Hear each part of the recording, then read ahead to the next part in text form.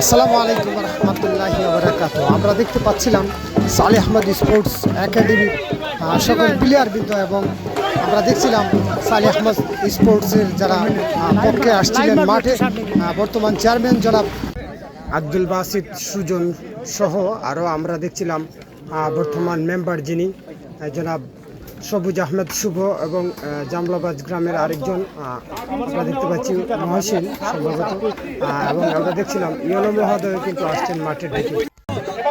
আমরা দেখতে পাচ্ছি সালেহ আহমদ স্পোর্টসের সকল আমরা দেখতে পাচ্ছি এখানে তারা প্রস্তুতি নিচ্ছেন, কিছুক্ষণের ভিতরেই খেলা শুরু হবে।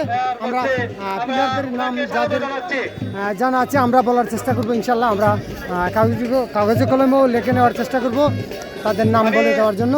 অনুরোধ করব আজকে অতিথিবৃন্দদেরকে আমরা দেখতে পাচ্ছি দুটি দলই কিন্তু মাঠে প্রবেশ করবেন, হয়ে যাচ্ছেন কিছুক্ষণের ভিতরেই। 3:50 আমরা সম্ভবত শুনেছিলাম শুভ উদ্বোধন ঘোষণা করবেন আমাদের উপজেলা নির্বাহী কর্মকর্তা মোহাম্মদ শাহজাহান সালেহ আহমদ স্পোর্টস একাডেমি উপজেলার চেয়ারম্যান পদপ্রার্থী আমরা দেখতে পাচ্ছি ব্যানার সামনে নিয়ে ওনারা উপস্থিত শিমুলবাগ ইতিমধ্যে পাতারিয়া ইউনিয়নের চেয়ারম্যান প্রস্তুত হচ্ছেন। দেশে পরিষদের যারা আমাদের সাথে যুক্ত আছেন লাইক কমেন্ট শেয়ার দিয়ে আমাদেরকে দেখার সুযোগ করে দিবেন। আব্দুল বাসিত সুজন উপস্থিত আছেন এখানে আরো অনেক। আমরা ইতিমধ্যে দেখতে পাচ্ছি সালেহ আহমদ স্পোর্টস কিন্তু ইতিমধ্যে ঢাকঢোল বাজিয়ে মাঠে ফিরছেন। তেহকিয়ার মাঠে অসমাপ্ত ফাইনাল ম্যাচটি দেখার জন্য সবাইকে আমন্ত্রিত।